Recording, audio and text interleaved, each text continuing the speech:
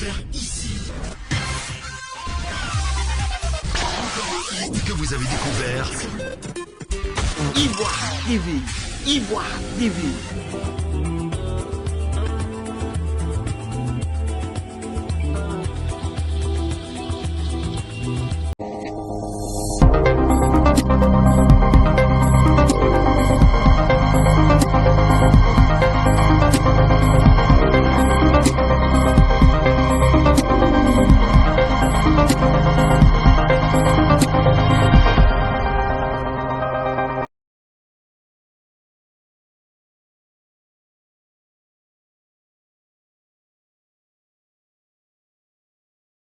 Mesdames et messieurs, chers téléspectateurs d'Ivoire TV, bonjour et bienvenue au micro du développement. Cet autre numéro est une session particulière pour parler de développement. Nous sommes à Bouaké, chef-lieu de la région de Béké au centre de la Côte d'Ivoire. Aujourd'hui, pour ce numéro du micro du développement, nous recevons une invitée spéciale, ou je dirais exceptionnelle. Elle se nomme Nadinga Maïmounata, elle est la présidente du Club des jeunes de Côte d'Ivoire, également directrice de Golden Prestation. D'accord, Golden Prestation, donc la directrice nous reçoit ce jour, ou c'est nous qui vous recevons? Parce que nous sommes dans vos locaux. Amis téléspectateurs, pour ce numéro spécial, Nadinga Maïmounata, elle est la présidente du Club des jeunes de Côte d'Ivoire, directrice de Golden Prestation. Au cours de cette interview ou au cours de cet entretien, nous aurons l'occasion de parler des grandes activités menées par le Club des jeunes de Côte d'Ivoire.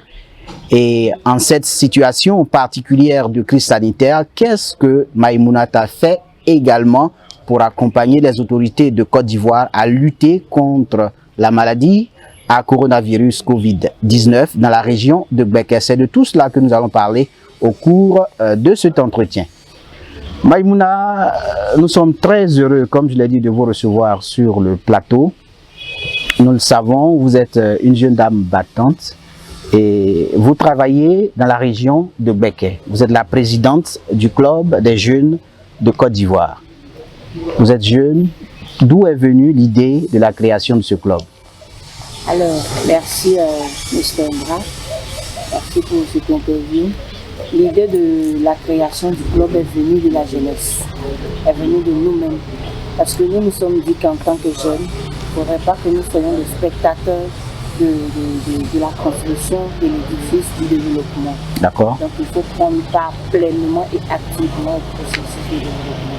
Okay. Pour laquelle nous avons jugé et opportun de pouvoir créer ce club qui va fédérer des jeunes bénévoles qui seront engagés pour le développement de. D'accord. Là, vous n'êtes pas spectateur, mais vous êtes acteur.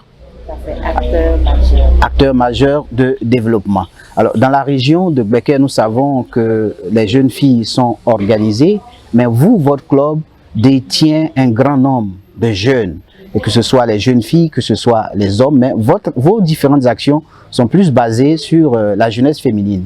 Est-ce un choix ou c'est dans la réalisation de ces activités que votre cible s'est fixée? Je pourrais prendre le second volet, c'est dans la réalisation de nos activités que notre cible s'est véritablement fixée. Parce qu'à mesure que nous avançons avec nos différentes activités, la demande était plus forte. Et je me sentais particulièrement concernée en tant que jeune dame pour aussi apporter un brin de solidarité à nos jeunes sœurs qui ont besoin de sortir aujourd'hui de la boucle de victimisation afin de pouvoir vraiment se mettre à disposition pour des questions de développement qui sont très très importantes pour la prospérité de notre pays. Depuis mai 2017, le Club des Amis de Côte d'Ivoire existe. Sur quoi vous vous focalisez au juste? Vous faites quoi?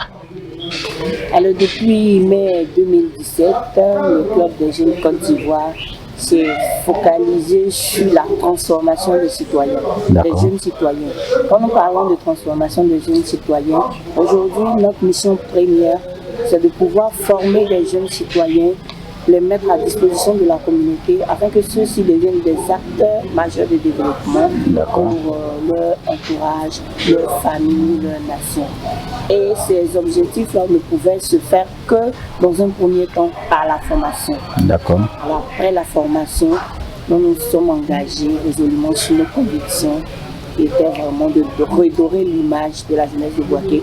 Comme vous l'avez dit d'emblée, Boaké revient de loin et Boaké a vraiment besoin d'un club pour encadrer ces jeunes. D'accord. Vous avez dit un mot tout à l'heure qui m'intéresse. Généralement, lorsqu'il y a des organisations de jeunesse, les politiques s'instruisent dans ces organisations et au fil des années, l'organisation devient une organisation politique. Vous avez parlé de conviction. Est-ce que c'est une conviction politique? Je dirais une conviction communautaire. D'accord. Parce que ma communauté en a besoin. Et le club des jeunes, dans les statuts comme sur le terrain, est une association apolitique qui regroupe des milliers de jeunes bénévoles qui ont une cause à défendre. De politique, bon, ça peut peut-être être des convictions personnelles de part et d'autre. D'accord. Parce qu'en tant que citoyen, il est appelé aussi par moment que certaines personnes, certains jeunes puissent avoir des convictions politiques. Ce n'est pas interdit. Donc, au niveau du club des jeunes, nous avons une conviction vraiment communautaire, une conviction de solidarité envers les jeunes, envers les populations les plus vulnérables. Nadinga Maïmounata mène plusieurs activités dans la région de Beké et au-delà de la région de Beké avec l'ensemble des jeunes. Comme le nom l'indique, vous êtes la présidente du club des jeunes de Côte d'Ivoire. Quelles sont les activités majeures que votre organisation a menées depuis sa création? Alors, comme je l'ai dit tantôt, depuis la création du club, nous nous sommes résolument investis dans les différentes formations. À travers ces formations-là, nous avons initié plusieurs programmes qu'on a pu mener. Et à travers ces programmes, on a pu atteindre plus de 10 000 jeunes. Nous avons mené des programmes essentiellement basés sur la migration irrégulière, des différentes sensibilisations sur les risques liés à la migration régulière, des formations sur la valorisation des opportunités locales, et aussi les formations et des coachings sur la sécurité routière. Parce qu'aujourd'hui, c'est un grand fléau, c'est un phénomène même ici à Boaké. Donc, il était temps qu'en tant que jeune, on puisse mettre un point d'honneur dessus, de sorte à rappeler l'importance de chacun dans le système. À tous ces actifs s'ajoute notre programme spécialement dédié aux jeunes dames. D'accord. On a abrégé le programme de leadership et entrepreneuriat féminin. C'est un programme de coaching qui réunit toutes les jeunes filles de la Côte d'Ivoire âgées de 18 à 30 ans. Un programme de formation, de coaching en leadership et entrepreneuriat féminin. Aussi, à l'intérieur, il y a un programme de mentoring qui est inclus où ces jeunes filles-là sont formées, sont suivies avec une dream chart, un calendrier de réalisation de projets pour le suivi de ces différentes formations. Et bientôt, nous serons à la 3e édition de ce programme et nous espérons l'adhésion de maximum de filles. Ce programme en présentiel prend encore 100 bénéficiaires. D'accord. Qui sont coachés d'abord via les mails sur un mois et par la suite en présentiel sur une semaine, ici même dans la région de Beké. Et ensuite, nous libérons chacun, nous faisons le suivi avec le calendrier de chacun. D'accord. Avec toutes ces activités à votre actif, d'où tirez-vous les fonds pour les réaliser? En termes de fonds, comme je l'ai dit tantôt, c'est un club. Et nous avons un bureau national qui est sur place.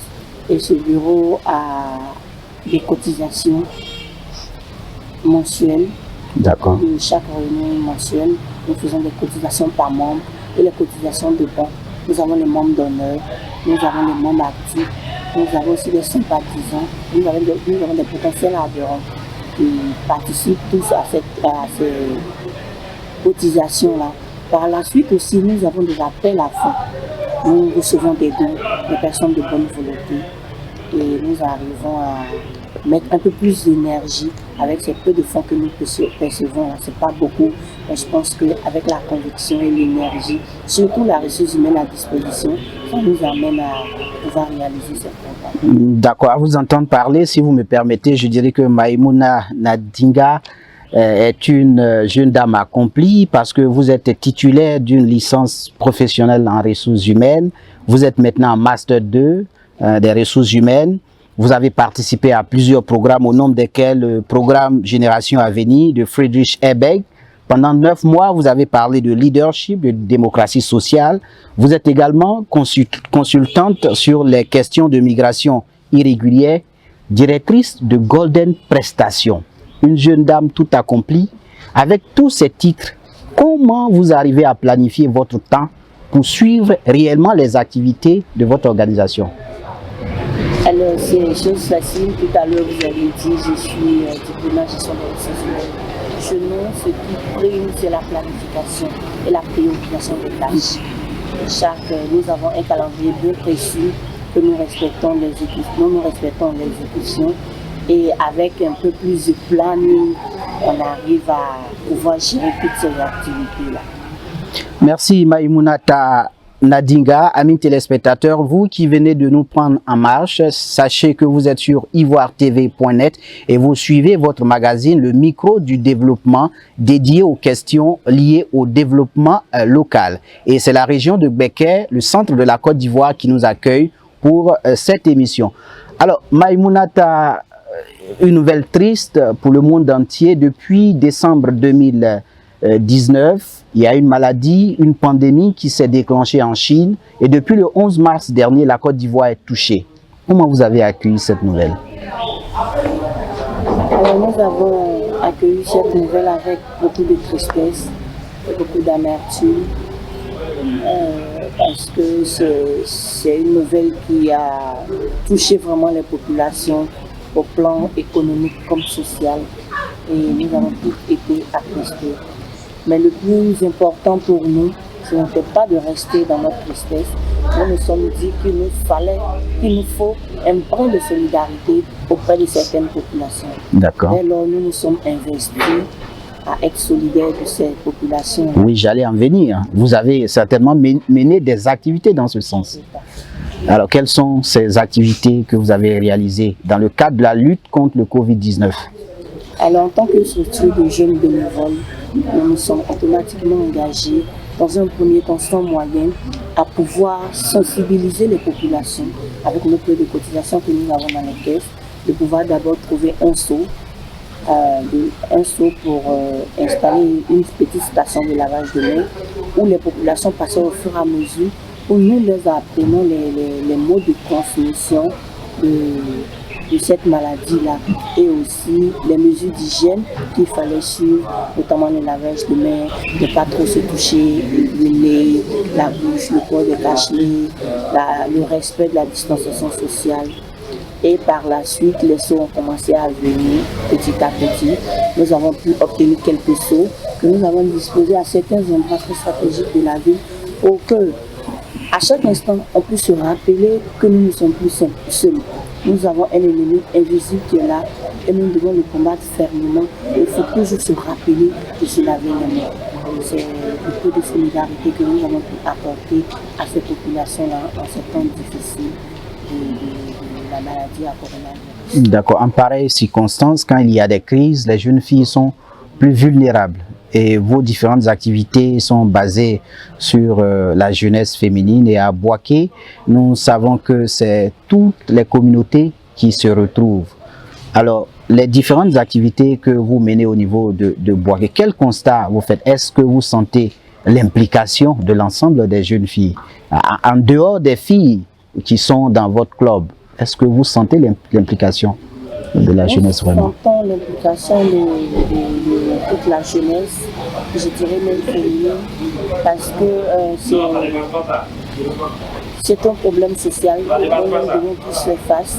Et nous avons eu plusieurs retours et plusieurs personnes qui nous ont fait des retours demandant à pouvoir s'impliquer davantage dans cette sensibilisation-là. Parce que vraiment, c'est l'affaire de tous. Il faut tous se protéger. D'accord. La plupart de vos membres sont des jeunes qui ont de petites activités, des étudiants. Parmi vous, ceux qui travaillent ne sont pas nombreux, mais vous faites tout pour apporter votre contribution au développement de la région de Bekel. Le président de la République et tout son gouvernement ont décidé d'apporter un appui à l'ensemble des populations, ceux qui ont des petites activités, etc.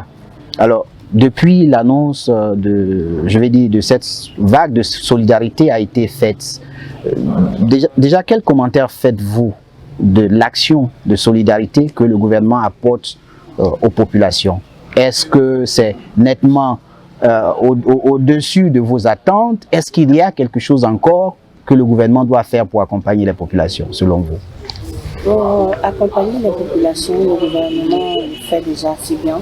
C'est une initiative à saluer parce que nous, depuis notre position de structure de bénévoles, nous avons reçu aussi des aides de solidarité de la part du gouvernement. Nous saluons aujourd'hui avec tous les acteurs principaux.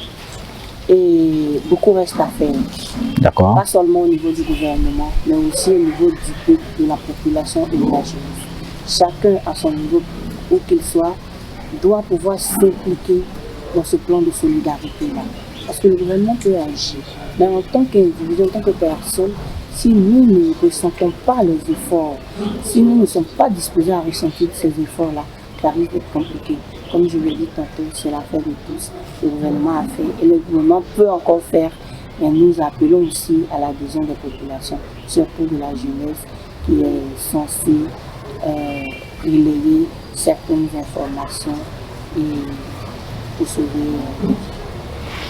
Chers téléspectateurs, nous abordons le dernier pan donc de cette émission, de ce magazine. Nous partons maintenant avec le dernier mot de Maïmounata Nadinga, qui est la présidente du Club des jeunes de Côte d'Ivoire. Alors, aujourd'hui, je sais et je constate sur le terrain que vous menez plusieurs activités, vous l'avez dit tout à l'heure. Par moment, c'est des cotisations en interne qui vous permettent de réaliser ces activités. C'est-à-dire qu'il y a quelques difficultés que vous rencontrez. N'y a-t-il pas de difficultés que vous rencontrez? Si, nous avons assez de difficultés sur le terrain. Comme je l'ai dit, nous sommes nourris d'une conviction, mais la conviction seule ne suffit pas pour la réalisation de nos différentes activités. Nous avons plusieurs initiatives. Par moment, nous accompagnons les initiatives du gouvernement. Par moment, nous sommes aussi dans nos propres initiatives, mais les moyens font défaut. C'est seulement avec nos petites cotisations qu'on arrive à, par moment, sortir des projets de l'emploi. Donc, nous appelons à l'aide. Voilà, si il y a des personnes de bonne volonté, des programmes sociaux du gouvernement, des fonds mis à disposition des jeunes, nous appelons à pouvoir bénéficier aussi de ces fonds-là, pouvoir réaliser nos projets, dans la mesure où la réalisation de ces projets-là sont dans le sens du développement, dans le sens de la construction, dans le logiciel. On finit avec les mesures barrières. Un mot là-dessus aux populations? Aux mesures aux populations, je dirais de rester chez vous et de ne sortir qu'en cas d'extrême urgence. Parce que nous sommes importants, vous êtes importants et on a besoin de vous comme vous avez besoin de nous. Prenons soin de la vie, car la vie est chère. Merci Nadinga Maïmounata. Je rappelle que vous êtes la présidente du Club des jeunes de Côte d'Ivoire. Amis téléspectateurs d'Ivoire TV, nous avons été très heureux en votre compagnie. N'oubliez pas les mesures barrières qu'il faut respecter pour protéger notre vie, pour nous protéger et protéger notre entourage. Merci donc de nous avoir suivis et bonne suite de programme sur Ivoire TV.